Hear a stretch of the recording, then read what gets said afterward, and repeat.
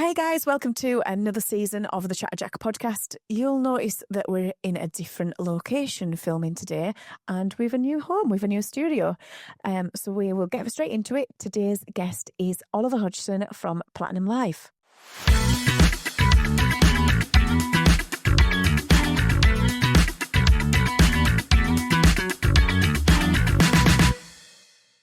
Oliver, welcome. Would you like to introduce yourself? Of course. Thanks for having me, Lindsay. So I'm Ollie Hodgson, or Oliver on a Sunday, 22 and from West Cumbria. Absolutely love my job and very much excited to talk about it with you today.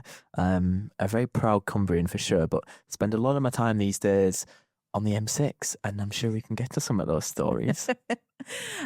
So for those that don't know, tell us about Platinum Life. Yeah, so I am the founder of Platinum Life. I started it 6 years ago next month, which is, pretty crazy. So we're a PR and a media agency. We work with a great amount of clients in such varying sectors as well. And I think that's what I love the most about my job, which I'm sure we'll get onto, is the different sectors that we immerse ourselves into. I started it a week into lockdown. I was 16 at the time and I had about £30, £30 in my bank account. Spent 12 of it on giving it to Company's House to register as a limited company, probably prematurely, to be fair. But yeah, what a journey it's been. Highs, lows, very low moments, very high moments. Yeah.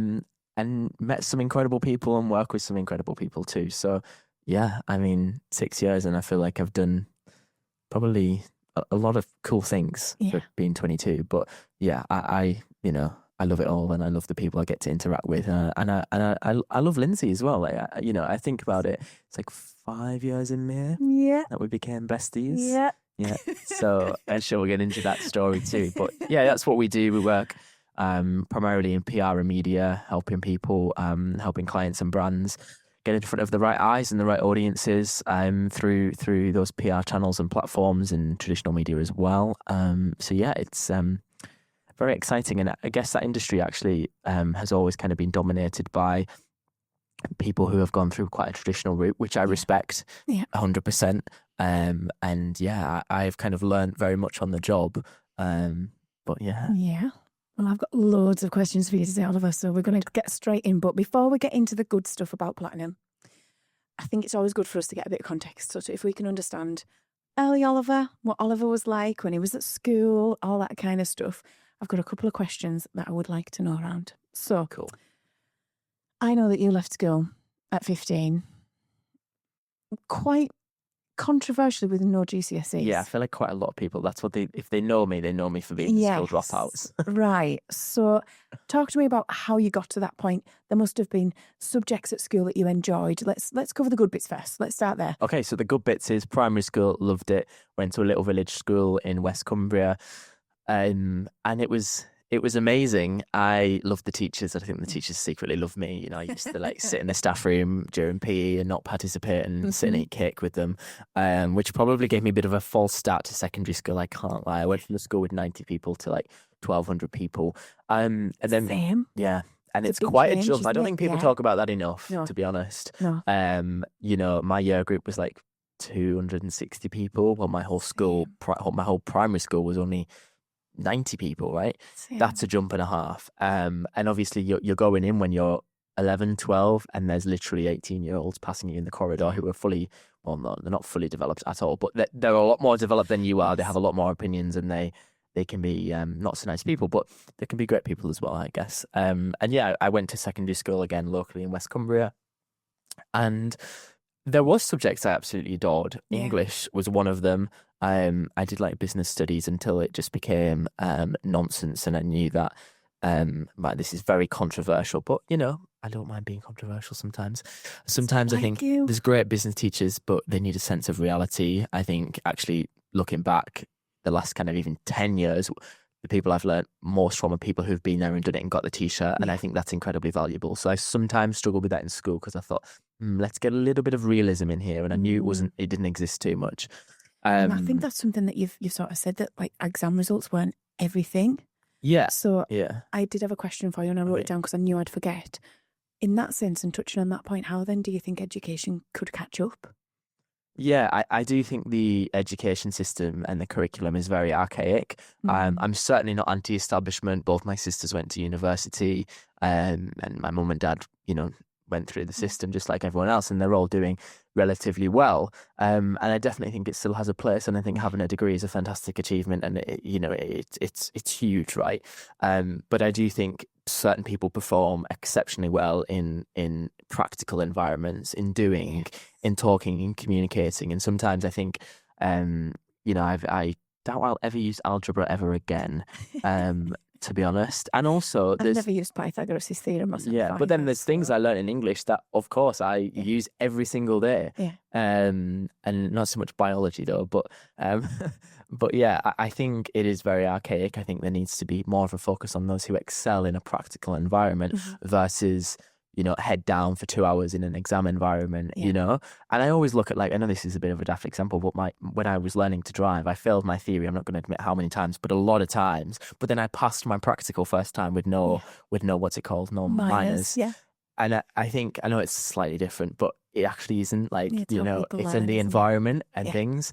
And I think these days, we champion diversity in all sorts of ways, in sorts of life as well. Yeah. I think that just doesn't happen in a school. It's very much like one size fits all, and unless, I guess, which is very much needed, unless you're on an SEN register or whatever, and of course you get extra support, which is the right thing. But I think there's then also just other students who don't fit that category, but definitely don't thrive in an exam environment, and then the impact on their mental health, because they think that they're going to the sense of potential failure, and when they get their brown envelope at the end of year 11 or in year 13, it's they've had it indoctrinated in them that this brown envelope completely defines their future. Now, it absolutely doesn't, and it doesn't for two reasons. One, because you may have really, really good grades, but that does not guarantee you opportunities. And the same with the degree. You might have a fantastic degree, but how many people do we know, graduates, that genuinely struggle to get a real industry job post-uni, because it's so competitive, and it's actually really much harder than people think, because people want experience, and you don't necessarily have experience. No.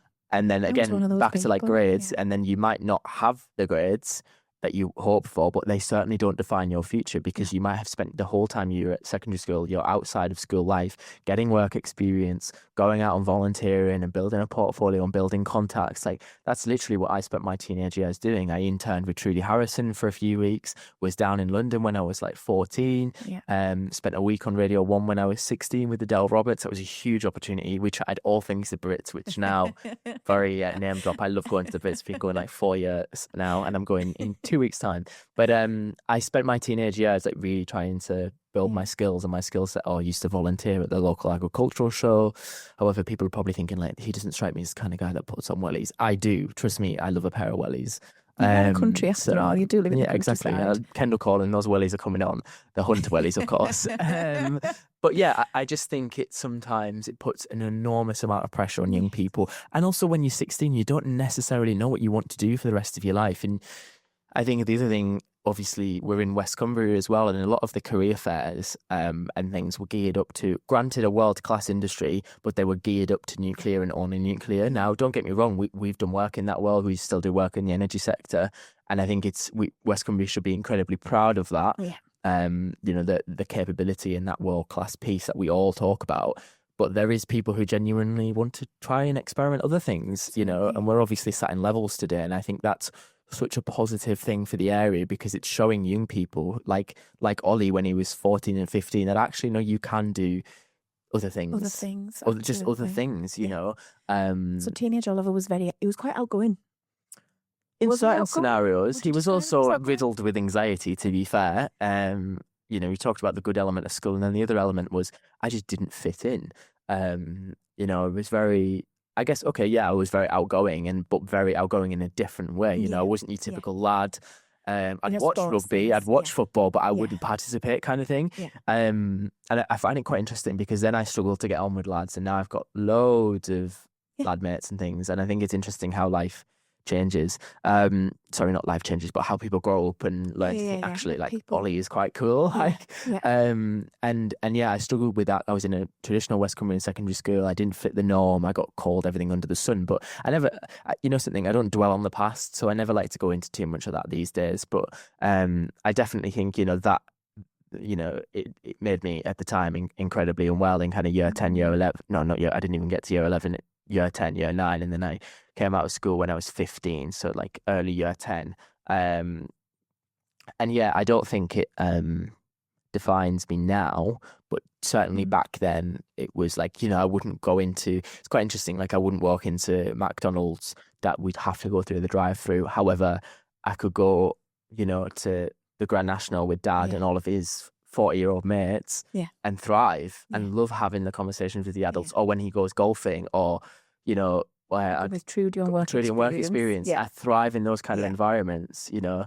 And even now, like, you know, I'll admit, like, to feel really comfortable in Whitehaven, I'll have had to have a drink to feel at ease. I'm often on edge still locally, but you throw me in a city or on a stage at a conference or whatever, and I am just like as relaxed as I am, you know, in the moment. Yeah. I've seen that firsthand, to be fair. So and I thrive, and I think sometimes I'm probably overconfident to the point where sometimes people think, gosh, he's a little bit arrogant. And I know we were chatting about this before, and I think sometimes confidence is mislabeled as arrogance, and I certainly don't think it is that. And I think around here, you know, people fly a lot of opinions around about local business people and people who are doing something different. I know you'll have experienced it yourself, Lindsay, and I know so many people around here who, if they're putting themselves out there, they get labelled arrogant, they get labelled selfish or self-centered or whatever. And it was like, no, they're running a business. Like, you know, their pay isn't guaranteed, unlike you, you know. So I've struggled with that, I can't lie. Struggled with it massively when I was a teenager. But then when I was, you know, COVID came along, I obviously set the agency up, and then it all just kind of, my confidence just kind of blossomed, and I was always someone who would grab onto an opportunity, and the opportunity to speak to people who'd been there and done it and got the t-shirt. Oh my God, I could sit and talk to them for hours and hours and hours. Yeah. Well, I wanted to know, before we just skip forward, what would your school report have said? What did it say? Okay, so it probably depends on the teacher. In fact, it definitely does. English teachers will be like, yeah, great student, love him, teacher's pet, gets all of his work done, and then still likes to make everyone feel great and stuff. Science teachers, troublemaker, doesn't settle in class, doesn't like science. And my business teacher will probably be like, too big for his boots, not going to be a success, needs to concentrate. And look at me now. But anyways, that's a bit arrogant. Well, it is what it is. But touching on that point as well, you said about practical skills versus sort of more of the literary written words, but, you know, that sort of exam culture. We often ask on this podcast people's opinion on apprenticeships versus going to study at university. I obviously went to university, but I didn't know the length and breadth of apprenticeship offerings that were out there at the time. I have a history degree. Would I do that again? I don't know. But I'm really curious to get your perspective on that. If you were in the education system now, you were 16, about to do your GCSEs this summer, would you be looking to take an apprenticeship? 100%. I was lined up to do I was lined up for a couple of apprenticeships. I did not know this. Even when I become homeschooled, I'd set some up. And it was actually kind of in the arts world locally, and it was like marketing and PR in the arts world. And they didn't happen because of COVID. And then I thought, well, I'm just going to set up my own business. I've got nothing to lose. So 100%, I'm all for apprenticeships. I think they're a fantastic way to learn real life skills. You still get a qualification and you're getting paid, and, you know, like money, you know, people say money isn't the be all and end all, but it certainly makes the world go around. And, you know, when you're young, you know, if you're putting in the effort, I definitely think you deserve to be paid and things. But and also uni, I enjoy being in cities and things. So when I was a lot younger, I did consider it. I'd probably struggle to pick one thing, because as I said before, it's like you choose one thing for 3 or 4 years, and then you have this expectation that you're going to go and then work in that world. And when you leave, you're like, actually, that's not reality. However, I imagine there is a hell of a lot of transferable skills and knowledge from degrees into real life. Do you think?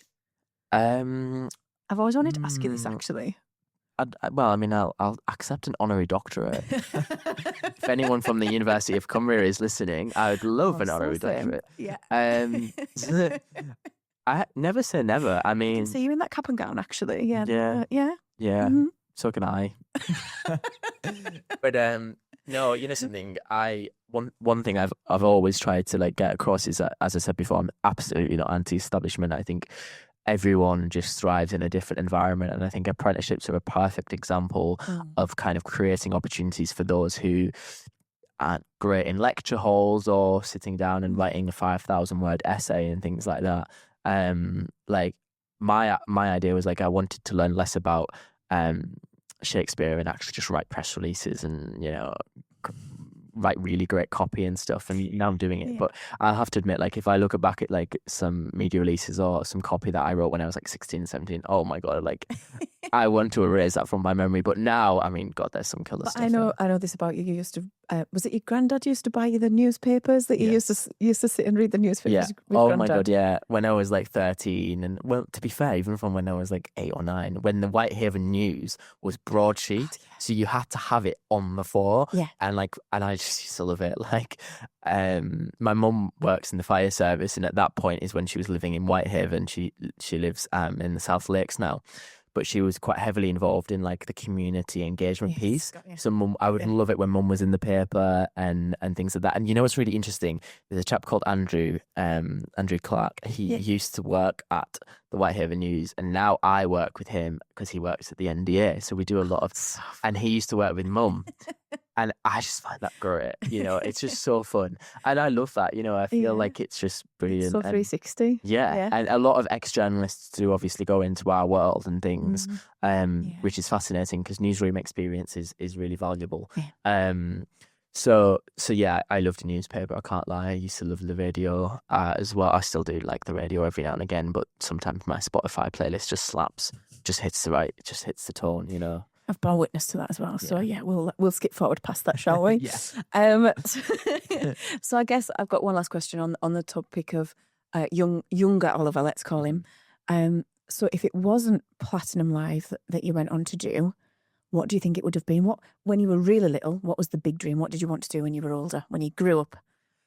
I can't lie. I've just always been obsessed with the media industry and behind the scenes. Like if I ever used to go to concerts when I was little, I'd be obsessed with like the technical booth, when you go to like a big arena concert and there's behind the scenes, love it. I just love it. And I've obviously been fortunate to do quite a bit in the music industry as well as what I do kind of more 9 to 5, using some spin-off projects and things, which have been an incredible learning curve, incredible experience, and built some incredible contacts there. I definitely think it perhaps would be more music focused. Music is a personal passion, not as in like being a musician. Yeah. I can't lie. If there's one skill I would love to have is being able to sing. And Lindsay's, you'd be unbearable. If you could sing, you'd be unbearable. Yeah. I love you to I'd have been at the Grammys at the weekend. Like, I think with my little like PR head and my PR skill set, if I could then sing, Justin Bieber, I'm coming for you. Yeah. But yeah, I honestly, I love live music. I love just standing there in awe of the talent in front of me. Like, even if it's not a genre I'm too much of a fan of, I can appreciate talent. I can appreciate live music. Absolutely. So I think if I wasn't running a Platinum, which is obviously, we do have clients in kind of the entertainment and music world as well, but I'd say like 90% of our work at the minute is pretty B2B. Professional services across a wide range of industries: energy, nuclear, financial services, healthcare, etc. I think if I had another career, or perhaps far in the future, it will probably be more music and entertainment focused, because again, I think they thrive in that environment. But I need to ask you about Sean Paul. Sean Paul. Did you have a campaign? We did. That was at the nightclub down there, actually. I wrote this down. That was in that was very early COVID days, where we reached out, and we was working with Danny. You know something, actually, I messaged Danny, who owns the club. She's some other things now as well. She's really lovely, really, really like a proper, just lovely West Cumbrian. Yeah. And I got on with her, and she kind of took me under her wing, and that was when I was doing work for like 50 quid or whatever. And I sent her a photo of like, I went through we used QuickBooks. Yeah. I went through right to the like March 2020, and she was the first person I invoiced. Really? And I sent her like a little thing. I was like, that's crazy. you know, and I don't know why it's crazy, but it just is. And then I now look at that is just as valuable. Those first few clients, they deserve the great gratitude because they put the trust in you. Exactly. And for me, I was like 16 at the time. How did you get that trust? Just from like pushing my way in, really. A lot of people didn't realize my age. Like I was doing work for Kendall Calling when I was Andy at Kendall Calling when I was 16. And I don't think he truly knew my age until like a few years later. And one of our first retained clients are a home care company. We still actually do a little bit of work for them because I've just honoured their retainer from 2020 because they just, you know, it was like a few hundred quid a month. And I was like, oh my God, Dad, this is it. I've made it. I've got a retained client. Like, this is it. And Carol didn't know my age for like 2.5 years. Stop it. And she was like, you know, because Grandad had to take me to these meetings. Of course. And then Grandad would go to Morrison's and do his still shopping. doing your theory test. Yes. Yeah. Went on and on and on and on and on. Like when I moved into the bus station, Andrea would bring me to work every day for like 12 months. God forbid you got the train. Oh gosh, that northern train. I mean, you know, I will proclaim to be a public transport snob. I can't lie. That is like one thing I will admit. You won't catch me on northern trains. But if you want to be a client, of course, the inbox is open. I just, after a hard day's work in the office, the last thing I could think of is that ruggety-tuckety train down the West Coast. Anywho, Avanti though. Oh, yes, please. Sorry. So what were we talking about? We were on the point about, we were on Sean Paul, that was fun. We've done some really, like, I look back and think some crazy stuff. So yeah, he'd done a big video message for us and that just went pretty locally viral and the media had a field day on it. I remember ITV News running a piece and stuff and he was like, Sean Paul, you know, sending love to Whitehaven. You know, it was just funny. But yeah, I mean... Yeah, I've come across some pretty... That's one thing I always have to remind myself. Like, I grew up with being obsessed with music and pop, and I often think I would have thrived in, like... I think I'm a millennial. We've discussed this before. My music tastes are very millennial. Like, I would have thrived in a nightclub in, like, 2010, 2012. Flo Rida, Chris Brown, you know, Neo, or... Red Hair Rihanna. We'll never get Red Hair Rihanna back. That's my line. You can't steal it. Yeah. Well, I've You've never been in the Red Hair Rihanna chokehold, have you? No. She was on the front of T-shirts. I think you could buy them in River Island. Yeah. Yeah. Tom will insert the picture here. Yeah. I'd love to have been in that era.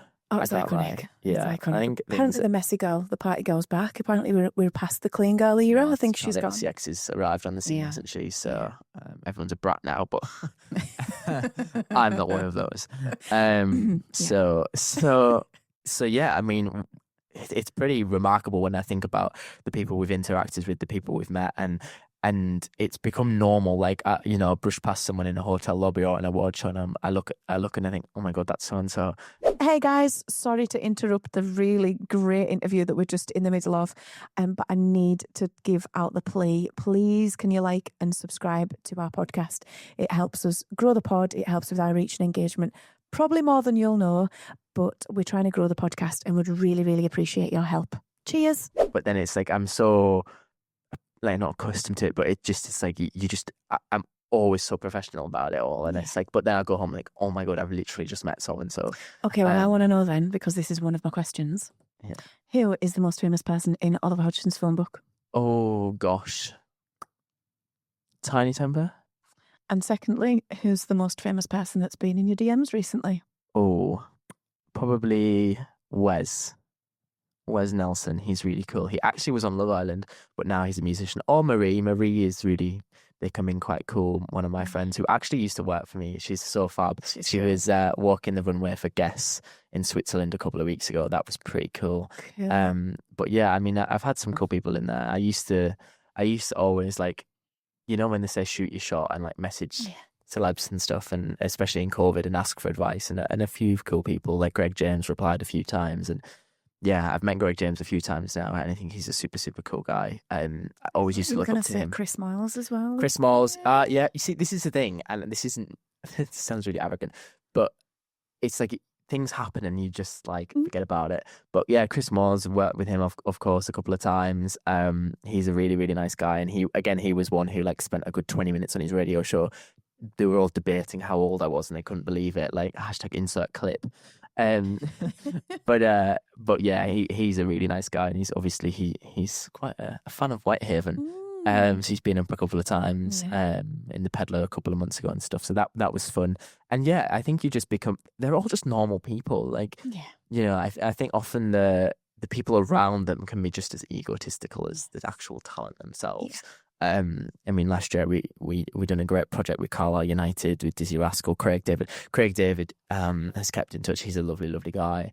And Roy from Scouting for Girls. Roy was, again, I think a lot of people, like what I found at the bus station, is sometimes when you get on a level with someone, they see their younger self almost, like, you know what I mean? And I think they kind of almost want to like give back. Give you a leg up. Yeah, or just give you a boost of confidence. Yeah. Like, you know, I've only been doing this 6 years or whatever, but when we have interns and stuff, I think it's really important to get to know people and, like, you know, so many people have gave me a helping hand, and so many people have pointed me in the right direction or told me, like, no, Ollie, that's not right or whatever. Yeah. And I pay it back for sure. And I'm a big believer on give respect, get respect.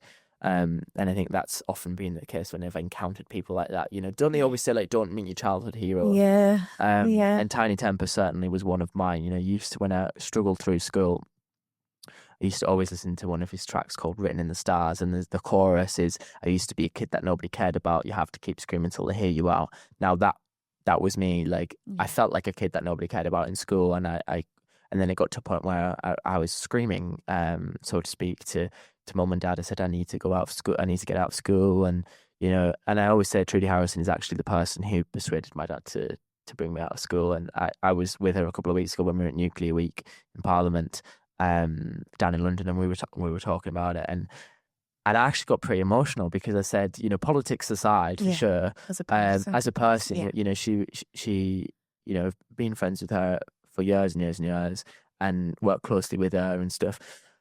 But the way she helped me in that situation, I think, is actually what an MP is for, is helping the constituents. As much as it is, of course, lobbying and the big policy stuff and advocating and putting the area on the map, I think also ultimately they can be a real beacon for constituents and then things like that. And she was the person who Dad went, okay, and wrote the letters to take me out of school after we all had a meeting.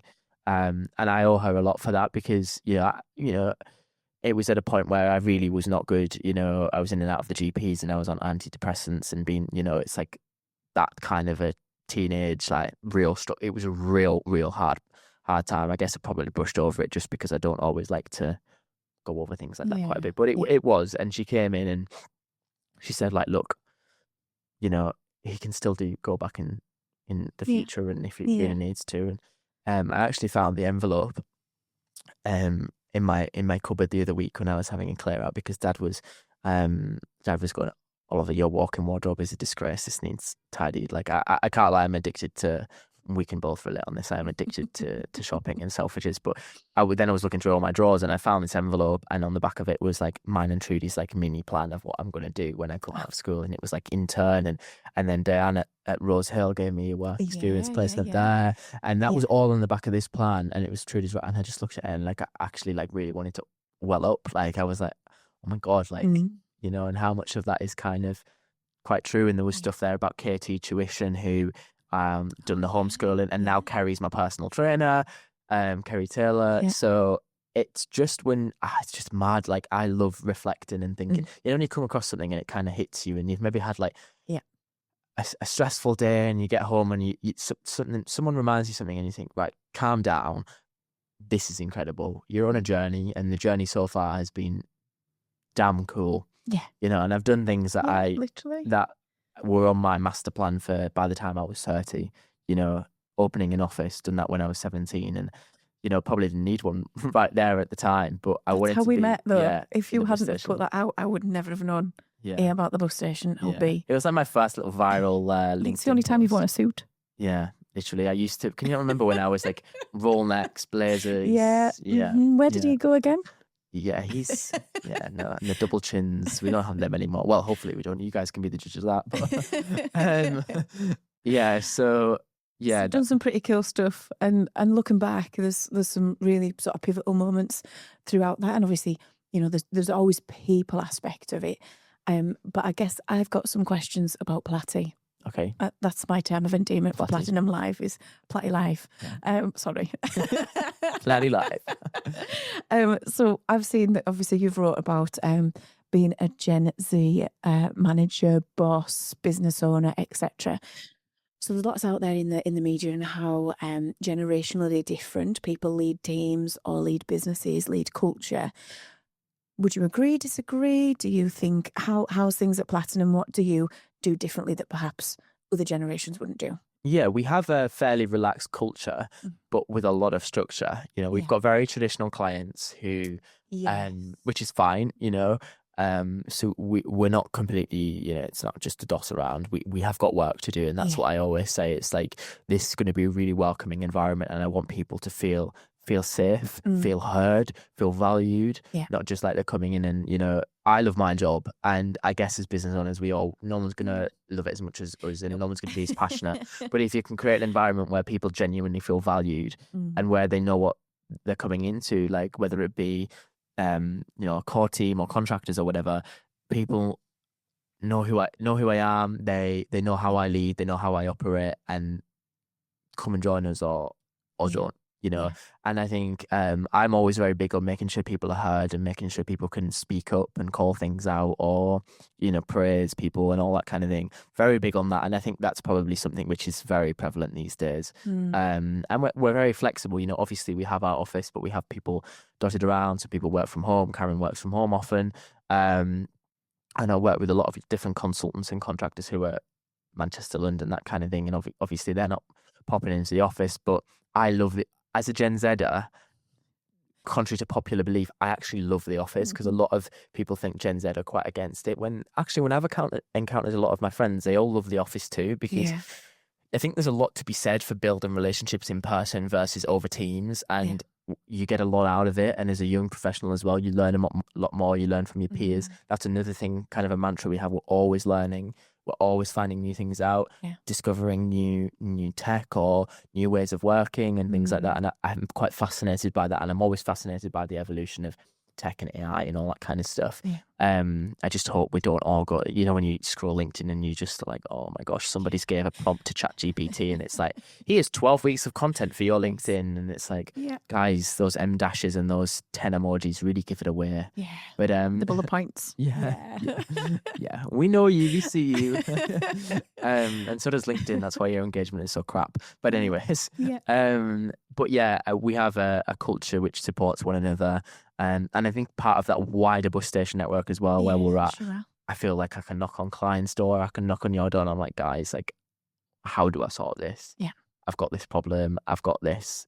So would that be a bit of advice? Would that be? Find your network for sure, especially as a business owner or even just as a professional. Find the people who, you know, sing the same tune as you to a certain degree. They might be in a completely different industry. Like obviously me and you are in fairly similar industries, and we've had the opportunity to work together, which has always been wonderful and fun. It's like two besties sat around the board table. Recipe for success or recipe for disaster? Well, Devil Wears Prada 2 is coming out soon, so but it's like Sylvie and Emily. Emily. What was I going to say? Yeah, so whether you're an employee or a business owner, so finding your people, irrespective of the sector. Like now, me and Klein, we get on so well. But we're in completely different worlds. But we have the same problems, a lot of the same problems, a lot of the same issues, the same highs, the same lows. And often if it's at different times of each other, well, then that helps. You can compare notes, right? For sure. And I think there's a lot to be said about that. There's a lot to be said. So do you think that the industry that obviously we work in, there's a perception of what being a business owner is? And is it Instagram versus reality, or are there some truths to it? What's your perspective on that? I definitely think there's some truth to it, but it can sometimes be, Instagram versus reality for sure. I mean, you look at my thing and it looks like, you know, it's award shows and it's, you know, red carpet events and glitz and glam and traveling all the time. When actually, like, probably 70% of the month I'm in the office grinding away, sending a million emails and chasing a million things. And I love that just as much as I love the rest of it, you know.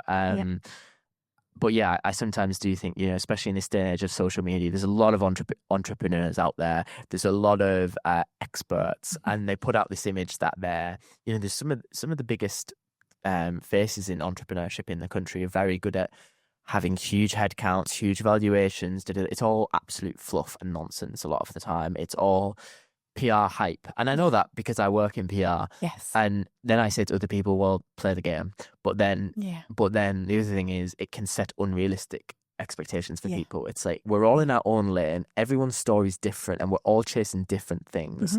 I say fairly recently, probably in the last 12 months, realized I am not chasing building a huge company. I like the idea of a boutique agency / consultancy because I love what we do. Yeah. You know, I don't want to be ever completely detached from our accounts, from our real work, working with our clients, being around the table.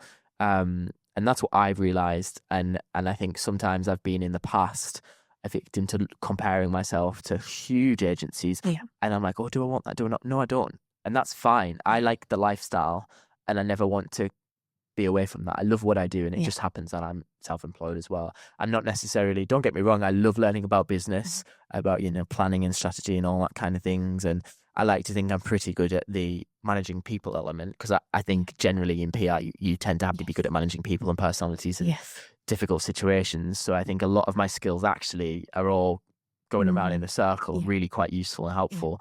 But I never was like, I want to build lots of businesses and this and that. I always say in the future, I'm sure I'll have fingers in, which I kind of already have, fingers in other pies and other spin-off projects and things. And I get excited by that. But my core obsession is, you know, it is PR and media and that world and social and digital and stuff. And I never want to be too away from that, you know. Because one of my questions was going to be sort of, what does the future look like for Platinum Live? And for yourself, obviously you've gone breakneck speed through the last 6 years. I can't believe it's been that long, but anywho, here we are. It's definitely calmed down. Yeah. It's definitely, that is the goal is to kind of steady out. Yeah. You know, we've got a small team and we've worked with some really incredible people and on some incredible projects. And this is the other misconception. You don't need 5 offices, a huge headcount and, you know, a £5 million turnover to work with incredible brands. You know, we're a very boutique agency and we've worked with, you know, companies that float on the New York Stock Exchange, one of our biggest clients. Invacare, they're huge globally. We've worked with some incredible brands over the years and stuff, and we're placing people in you know, ridiculously high profile media outlets week in, week out, whether it be Sky News, The Telegraph, BBC Breakfast, Good Morning Britain, etc. I don't need a huge team and a million offices and a load of nonsense to deliver that. We just deliver real good work and we work with quality over quantity. You know, we've got about 7 retained clients at the minute. But of course, there's always scope, you know, for more. Yeah. And then we also additionally work with a lot of ad hoc clients where it might be project by project based, which is sometimes where it can get quite exciting. But it's quality over quantity. And I think that way we really get to immerse ourselves into clients. I know you can probably relate to this. You like to be an extension to client's team. You don't want to be seen as a supplier. You know, I don't want people, I've got to ring so-and-so. It's like you build those relationships and those personalities and you gel. And that's what I sometimes find in like a discovery meeting with a new client. It's like, we both are like testing each other out here. Like, are we going to get on? A first date, isn't it? And although I am how I am and I'm young and I'm crazy and energetic and I'd like to think I'm a pretty good expert at what I do these days, you know, it's quite interesting how traditional clients actually do take really well to it, you know, because sometimes you'd be like, they're quite, you know, they think, you know, because obviously they post a lot more on social about kind of the music and entertainment stuff I do, but that isn't really the bulk of, you know, the bulk of what we do is that brand piece. The corporate piece, and the bread and butter PR and media relations and building brands in the media, and that is So for maybe our audience that's not in our world, we need to peel it back and just sort of explain in very layman terms, what is it you do? Okay, cool. So what does a typical day look like? I know there's not a typical day. Yeah, I'm not going to say that though, because everyone says that, there's not such thing as a typical day. And you know, the people that say that are in the most, no offense, boring jobs ever. Like, no, there is. You just mean you send a different email that day. Like your job is pretty the same. But for me, my month is pretty split up in terms of I always spend a week on the road. Yep. And then the rest of the time I tend to be in Cumbria because we still have a big footing in Cumbria. We have some great clients here. Yeah. And I love being here. So I am here for my clients kind of thing. So there's a lot of site visits. There's a lot of facilitating TV and media interviews. You know, there's taking clients to Salford Keys, or radio studios or hosting press junkets, and, you know, being on shoots as well, whether it be a magazine shoot or a shoot for socials, things like that. There's a lot of that. However, I've probably stepped back from. Karen loves going on a photo shoot these days, but I'm a bit like, oh gosh, I've been on so many now. It's just so daft. So what makes a good story? What makes a good story? That's the other thing. In a discovery session, it's for PR to really work, you have to find personalities. You have to find people who are prepared to say things. Yeah. And perhaps go against the grain a little bit. So even if the financial client, when the budget comes along, for example, journalists are inundated with commentary from accountancy experts, finance experts, saying the same thing. Yeah. So from a PR perspective, it's finding clients where they want coverage, they want really good coverage and increase their visibility and their credibility, whether it be in trade media or traditional media or mainstream digital media, whatever. Yeah. You've got to be able to, like speak properly, give a different narrative and be prepared to do that, and that goes for all of our different clients in different sectors. You've got to have a story, or you've at least got to be prepared to tell it. When we're dealing with like controversy or or just being interesting, right? All right, okay. Or have interesting things to say, have interesting passions, or have, or be a really good expert who's working on some exciting projects. Yes. If it's a founder-led, I do love founder-led companies where we get to work with the founder as well and really navigate and tell the story of their journey and how they've got to where they are. Yeah. We work with a company called Chatterjack in Cockermouth, and that's just full of incredible people with incredible stories, with a lot to say, and they're delivering fantastic work. Chatterjack are a dream client. And similarly, we're obviously in Levels. We work a lot with Beck. Again, the stories that we get to put out into both communities, local communities, but also nationally and regionally with trade and industry media and broadcast media are so exciting. Yeah. And they're a client who I genuinely am proud to work with because I am West Cumbrian. Yeah. And the work that they're delivering in the place I call home is remarkable. And being able to communicate like Levels, that launch, you could see me. I was literally in my element, pulling like really, whether it be the CEO of Sellafield or, Jamie from the NDO, pulling these people in front of the TV, managing that, making sure that hundreds of thousands of people hear about this fantastic development that we're proudly sat in now. And I've been involved in that since November 2021, right from the public consultations at the Beacon. Yeah. And I love that. I love a journey. I love going on a journey and you're invested in it. communicating. I am completely invested in this, and I always was. Yeah. And I think it's a fantastic thing, and I think a lot of the work that Beck are doing is pretty remarkable. And I want to be part of that. I want to be part of companies and clients who are changing the game, challenging things, getting on with it though. Getting on with it. Yeah. And I know you're like me as well. We're doers. We don't say something and faff around for months and months and months and have a load of bureaucracy. We crack on with it. Yeah. We deliver and we move on and we do the next. We're just impatient. Oh, I'm impatient. I am impatient. I'm impatient. I'm inquisitive or nosy. Inquisitive. Curious. Yes, very curious. Yeah. And I'm always wanting to learn, meet new people, but not faff around, not dilly-dally around. And for me, it's great to have something to work from, and then it's easy to say yes and no to something that's started than the pie in the sky idea. For sure, yeah. I don't do pie. Sometimes I have pie in the sky ideas, but then I actually get on and do it, And I think the other thing is like, give it a go. What's the worst? Sometimes there is bad things that can happen, but we're only here once. And what I've took as well from the last 6 years of working and doing various projects is like, fail fast and learn faster. And I am all about, different experiences, meeting people, and if things go wrong and we fail, it's not a bad thing. There's a lot of people, a lot of you watch Dragon's Den, and they all say that everyone sat across that panel have all failed. They've maybe failed 10 times before they've succeeded. I know Deborah Meaden always talks about that. Yeah. And I think it's so true. You learn from things going wrong, you learn from mistakes, and you learn often a lot quicker. And you learn who your people are as well. And I think I've always been big on that is, in business, you've got to, sometimes you've got to be quite selfish. You're in it for, we're all in this for ourselves. And what I mean by that is, I should probably explain that a bit more. As in, like, when you're running your own business, you're only going to be as passionate about it. You're only going to be as passionate about Chatterjack as I am about Platinum. Yeah. No matter how many supporters we have and a great network we have, they're our babies. And I do regard Platinum Live as my child. It's my baby. It's my passion. and it is everything I am, really. Mm. And the work we do embodies that, and the values and the culture that we lead with, and we challenge the industry with, is very much me. But you're a big So champion for great causes as well. So, how do you pick what's a good cause for you? Obviously, I'm referring to you did loads of work with Gary yeah, McKee. yeah, And for those who don't know, Gary ran a marathon every day 2022, in 2022. yeah. He's an incredible human being from Clayton. We're working with him right now at the minute. Actually, obviously he just had his MBE on the 30th of January, not Yes. January, December. But now he's currently he'll be running right now. Actually, he's running 100 to London, 100 marathons in 100 days.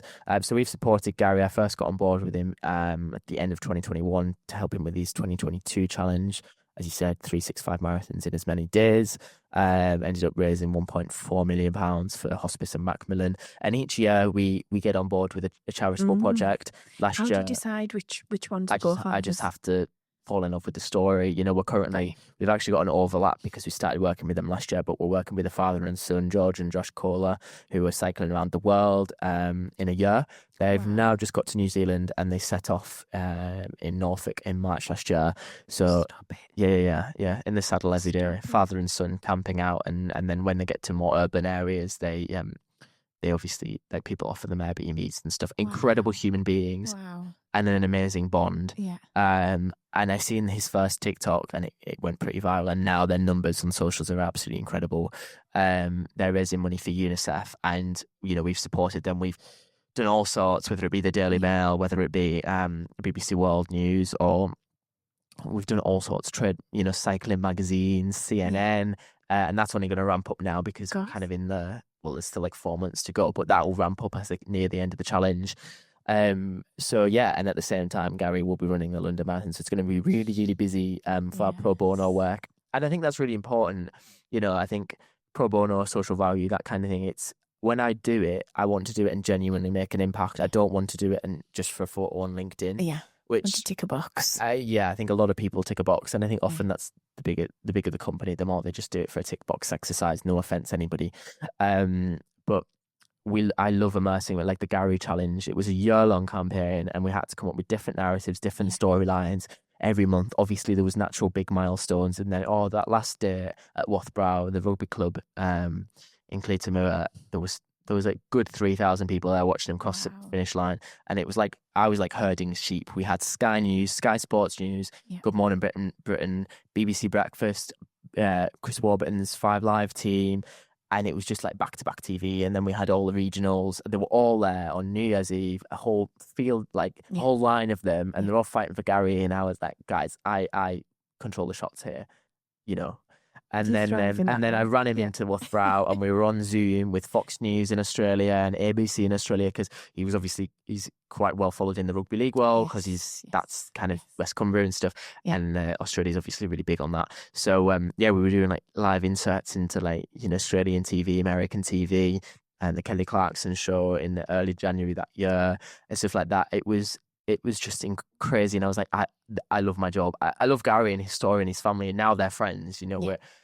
We've done really good friends with his son, who's my age and stuff. But I just love the man. I think he's an incredible human being, and I'm often asked, who is your biggest inspiration? It's 2 words. It's Gary McKee. He's so detached from my industry. He works at Sellafield and stuff, but the way he speaks, the time he takes for people, and he's often a person who's, it's all in your head. The ability to do anything in life is all in your head. Like running a, it's not can you do it? It's yes, you can. Yeah. Me and you could run a marathon. No, Lindsay, we could. It's like it's in your head. I could. Yes, you train and it becomes easier. Yeah. And I love that about him. Putting one to different things. He lifts people up. Yeah, it does. It does. Well, Gary, if you're listening, if you want to be a guest, give me a shout out. I'll sort that. I'm his publicist, darling. So I'll sort that out. We should definitely do that. Yeah, he should be a guest on the pod. I did message him about it actually, because it was on about sponsorship for the recent challenge that he's doing. So we'll make it happen. We'll hear from the man himself. We definitely will. Absolutely. I love it. Well, I've then got a couple of questions about the industry. So we've touched on the great stories, the Garys, the Cratechs of the world, all great. But how do we handle a high-profile crisis? Gosh, wow. truthfully and honestly, I think, you know, when we onboard a client, we have a lot of work to do around that in terms of procedures and things that we do. I think communicating effectively and quickly is always the thing to do. And not adding fuel to a fire. Sometimes, you know, clients have had situations and putting a statement out there and then just looks like, you know, you're trying to save your ass. Waiting and digesting and reading the room. That's the other thing. Reading the room, knowing what people are thinking, knowing what they're saying, and being honest. If there's been a mistake, there's been a mistake. Own it. And get on with it. But certainly, you know, firefighting. We've done a lot of firefighting in the past, but the big thing is always just don't rush to be like, oh, we need to get something out right now, and it could be the wrong thing, and it could be tone deaf, and it could just not translate very well. You do need to spend a bit of time responding to things and stuff like that. So yeah, we've had the joy of working on a few crises. Stories and you can stuff tell us?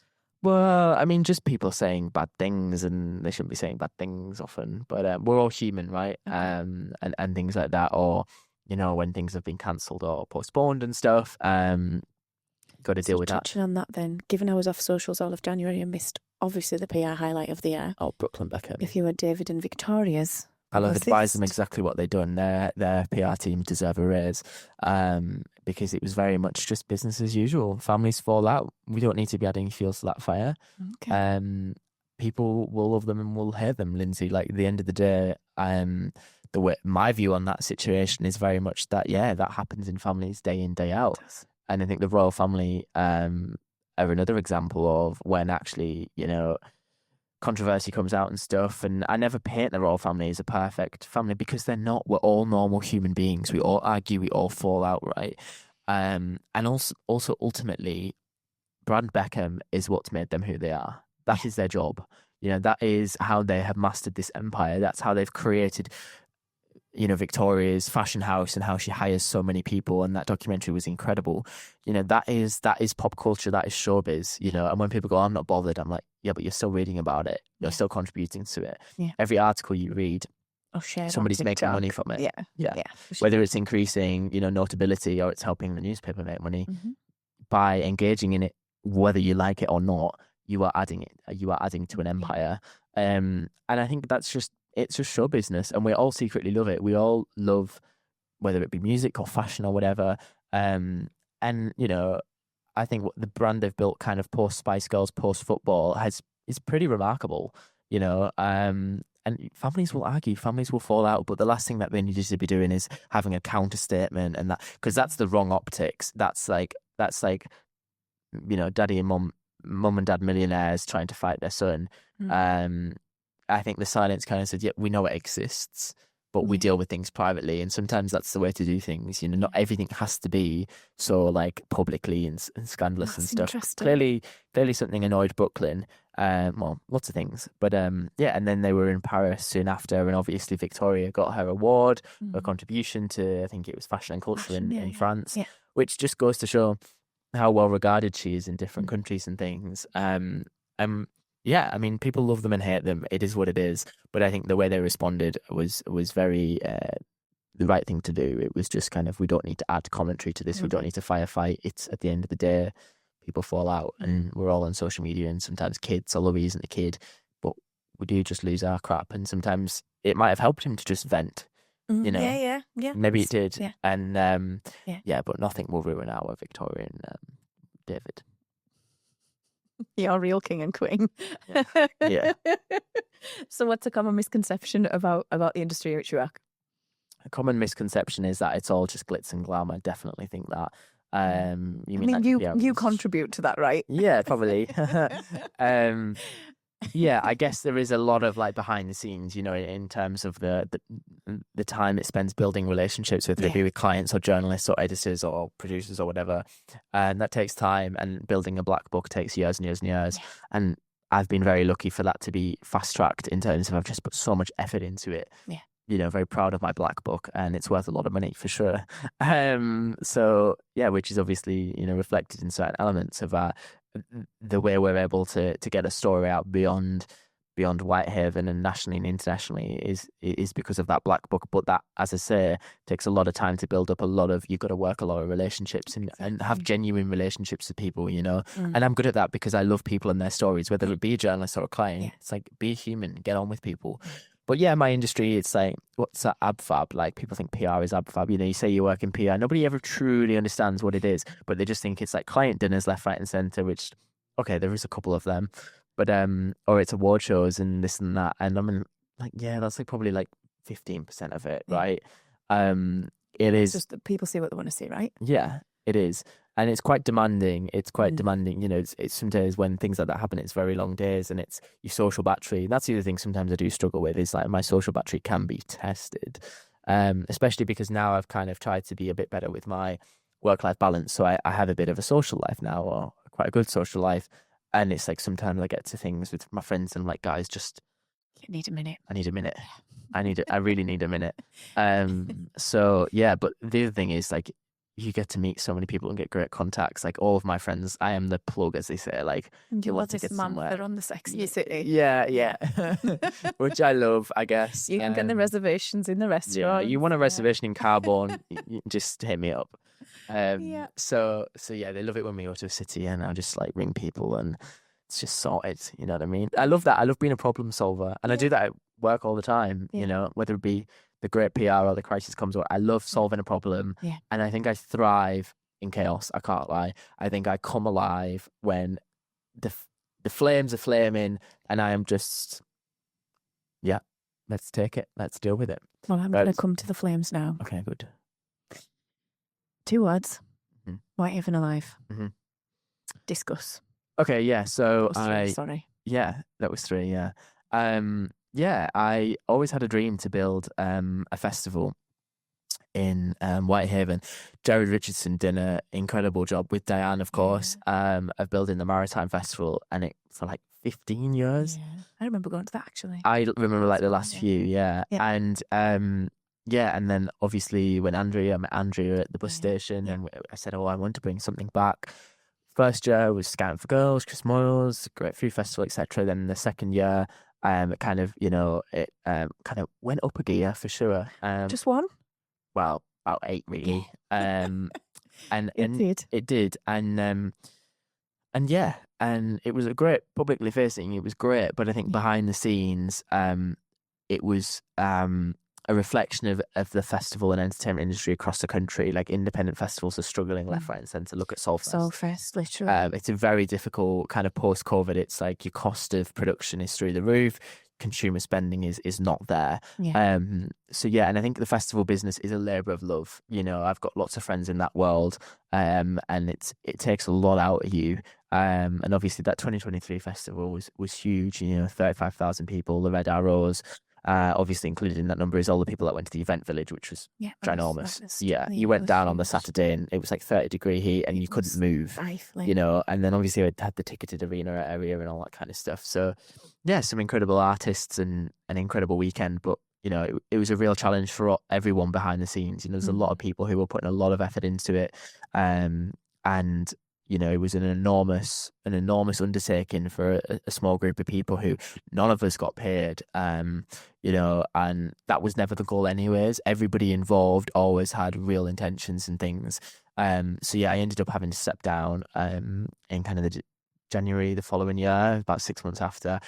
I had a lot of things going on personally. My dad was very unwell. I kind of hit rock bottom again for one reason or another. I was struggling with some very personal things. And then Platinum Live, as I said before, that's my baby. You know, that is my CV. I don't have a CV. Platinum Live is everything. Say this to me all the time. It's that just stalled really.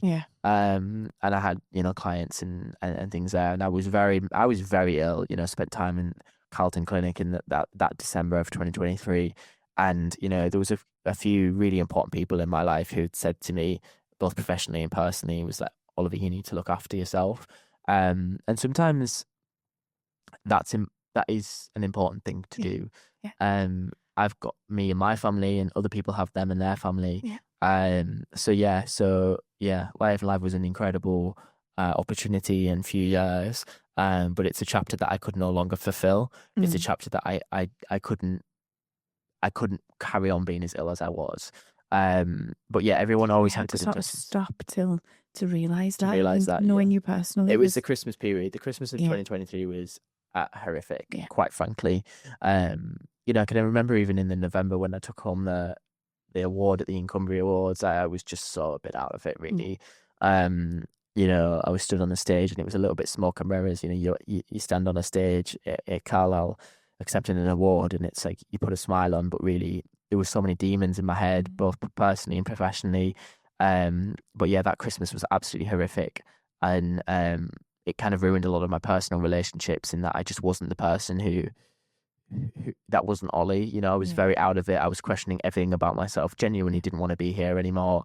And I had to put myself first as well. And Dad was battling a real illness with his heart, and he's only just recovered from that. He's only just gone back to work, so he's a bit of a warrior.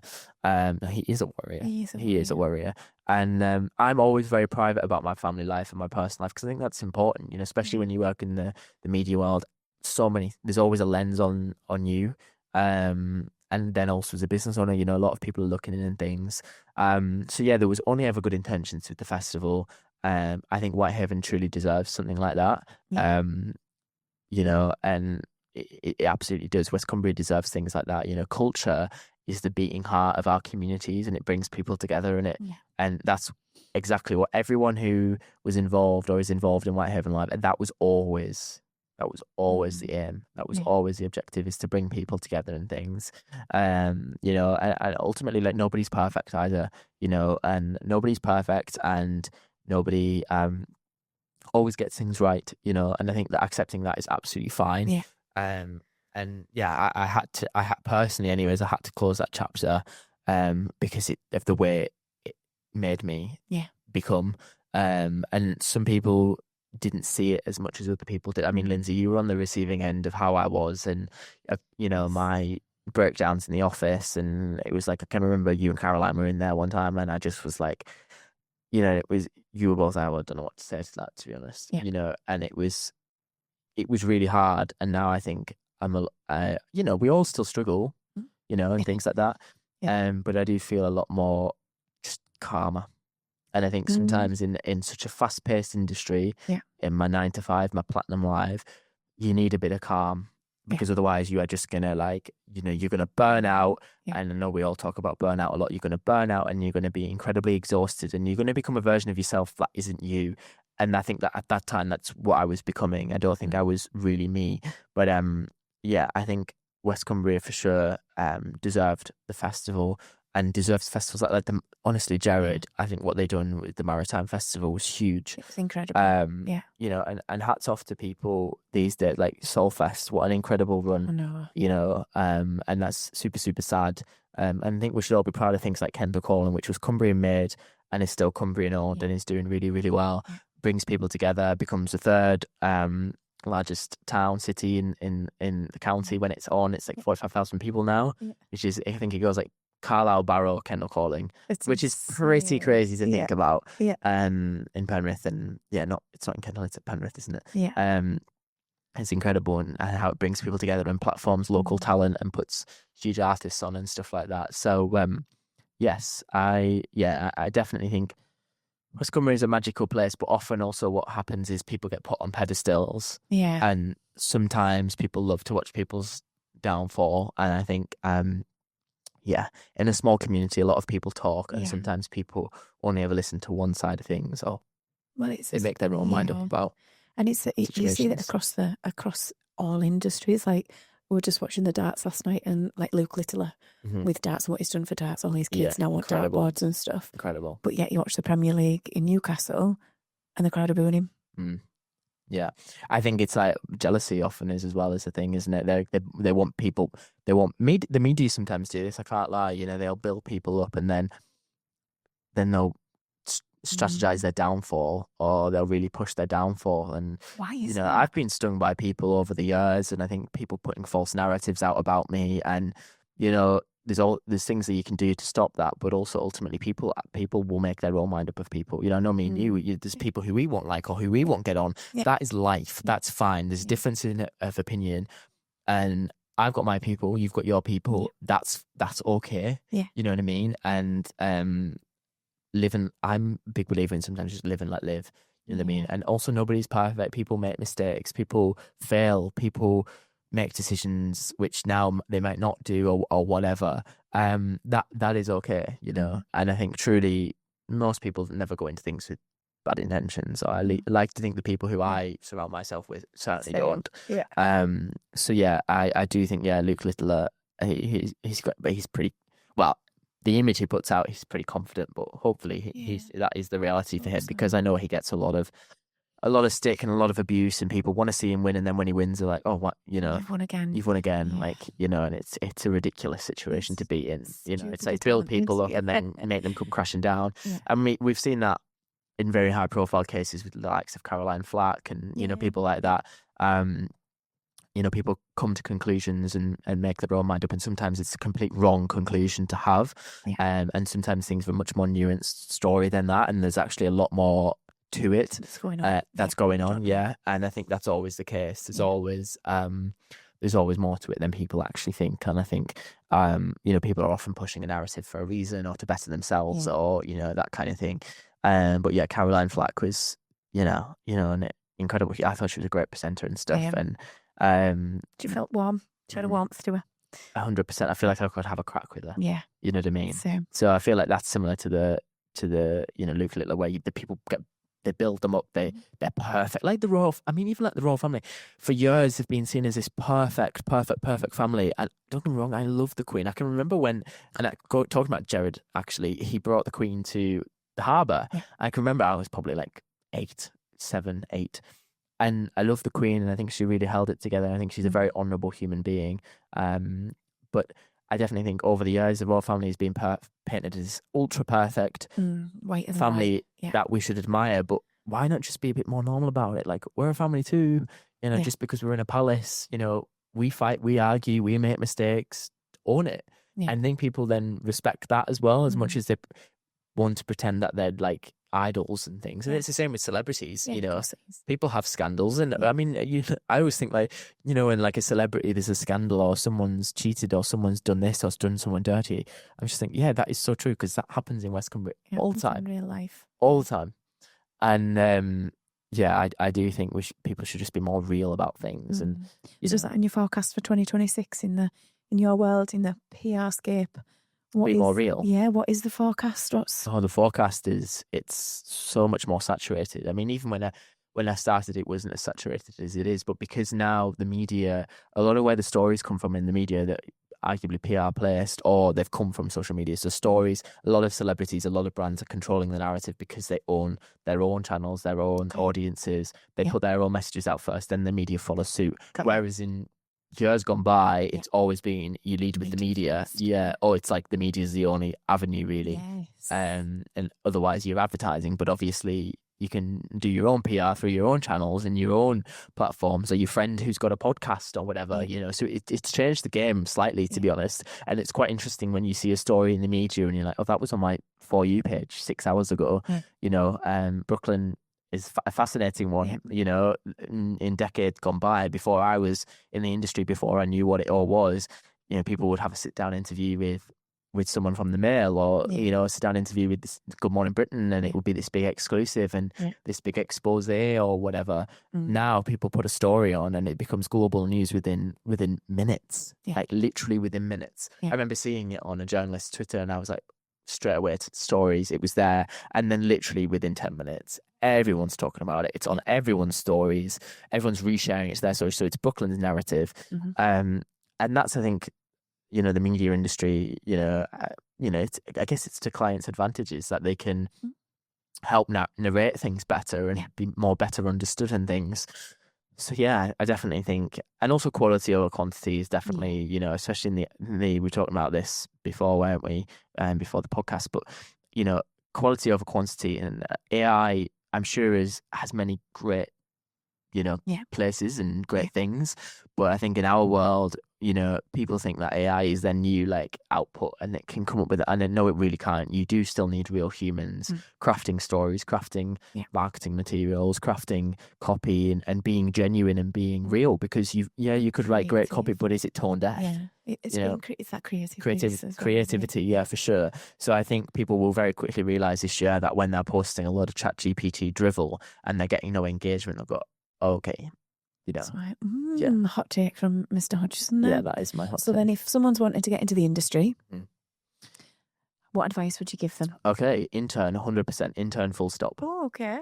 Or if you're already, I guess, you know, in your career, or as in like later on in your career, because I mean, people move and shake, movers and shakers, they always call them in PR week, industry Bible, movers and shakers. I think, you know, there's often quite a lot of transferable skills in PR, you know, like communication. Can you communicate your team player? Can you bring people around a table? Can you facilitate, you know? And then if you're great at English, you know, get yourself here. And if you're creative and stuff. So, but those early on, perhaps they've just left uni in something not quite relevant or whatever, or they're at like sixth form age or whatever. Intern 100%, get work experience, start building your contacts, ask people for advice. I mean, I still do that now. Like the worst, you message 10 people and only 2 of them reply, well, you're winning than what you were, you know. And I know that's a very cliche thing to say, like, as in lots of people always say it, but it's true. Like, message people, ask for advice, because they were you at one point. We all were early on in our career. We all wanted the first opportunity. And you'll often find people are very given, contrary to like the narrative that seems to be in the world where everyone's so selfish and so everything. Yes, sometimes it's good to be selfish to a certain extent, but people are very given. You know, people do want to welcome people, and ultimately we need more people in the industry. You know, the industry's going nowhere. It's changing. But it's not going anywhere. You know, we will forever need to communicate to one another. We will forever need to tell stories, get messages out there, market, advertise. You know, it will always be a thing. So yeah, intern full stop, basically. And my last question for you, Mr. H, is if you could tell younger Oliver one thing, what would it be? You'll be all right. Oh, I love it. Yeah, I spent a lot of years worrying about my future, a lot of, you know, sleepless nights, just wanting to spend every day with my dog Woody, who's now very old. And, you know, when I did come out of school, or when I was off school for months, you know, the doctors signed me off for a couple of months, my days were just watching the telly with Woody and just sitting in the sitting room thinking, like, just hating myself, genuinely hating myself.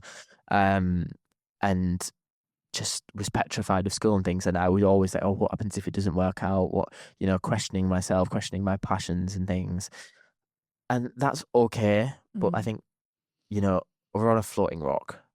And I know that's very silly to say, but it'll be all right.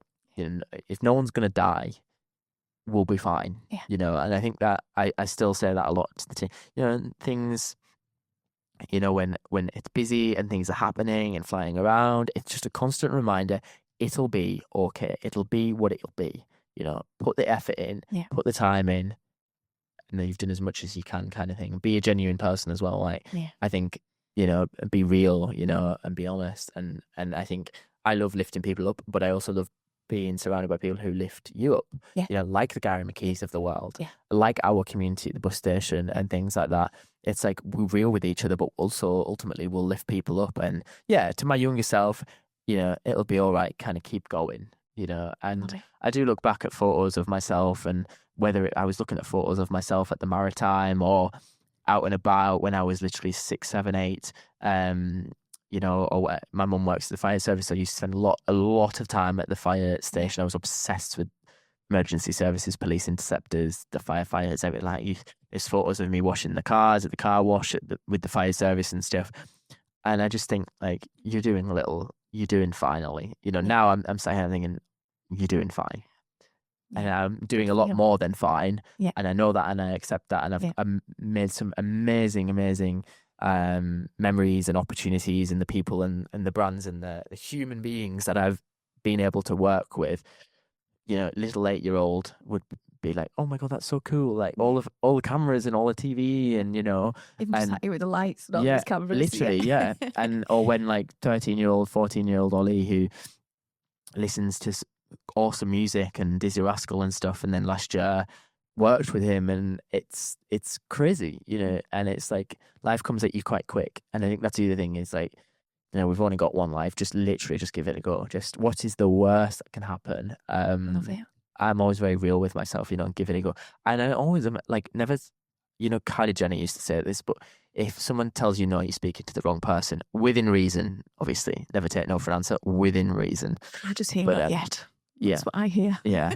Not yet. Not right now. It's not a no, it's just not yet. Just go out and get those opportunities, put yourself out there, and, Yeah. you know, I still do that. And there's certain elements of it I shy away from now because, you know, sometimes it's nice to just be cracking on with things. Yeah. But definitely put yourself out there. And I often reflect and think, am I doing little Ollie proud? Am I doing a good job? Am I building a future? Am I being able to provide nice things for my family or contribute more than most 22-year-olds would contribute to the family?